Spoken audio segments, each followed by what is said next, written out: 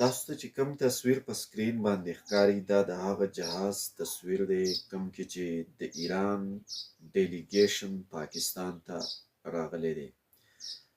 د دغه جهاز د فلایټ نوم چې کوم دی نو هغه د ایران ډیلیګیشن د دغه جهاز فلایټ ته چې کوم نوم ورکړی نو هغه میناپ 168، یعنی میناپ په ایران کې یو ښار دی او په دغه ښار کې دننه یو سکول و چې په هغې باندې د ماشومانو سکول و. تاسو ته د یاده وي چې امریکا او اسرائیل په هغې باندې په ګډه باندې بمباري کړې وه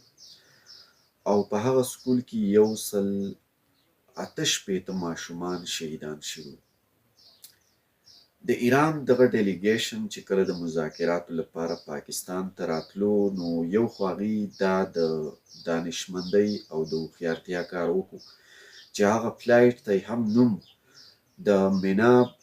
168 په نوم باندې ورکړ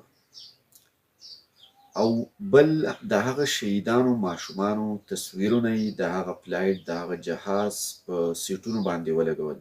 ورسره یې د هغه ماشومانو بستې او د هغې چپلې او پیزارونه چې کوم دي هغه هم په هغه سیټونو باندې د نمایش په توګه باندې وښودل او دنیا ته یې دا ښکاره کړه، دا یې ثابت کړه، دا یې دنیا ته وښودله چې امریکا څومره لوی جرم کړی دی چې په ایران کې معصومان خلک چې کوم دي چې هغه هیڅ ګناه نه لري، ماشومانان یې وژلي دي په ایران کې، د سکول ماشومان یې وژلي دي، ډېر لوی ظلم یې کړی دی، ډېر لوی جرم یې کړی دی. خو د هغې باوجود د ایران دغه لوړ رتبه مشران نن بیا هم د امریکا سره روغې جوړې ته او مذاکراتو ته په مخلصانه نیت باندې راځي او پاکستان ته د دغه مذاکراتو په مقصد باندې چیرې مذاکرات کامیاب شي.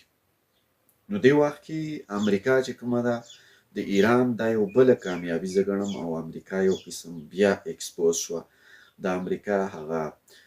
توره چهره چې کومه ده هغه یو ځل بیا اکسپوز شوه.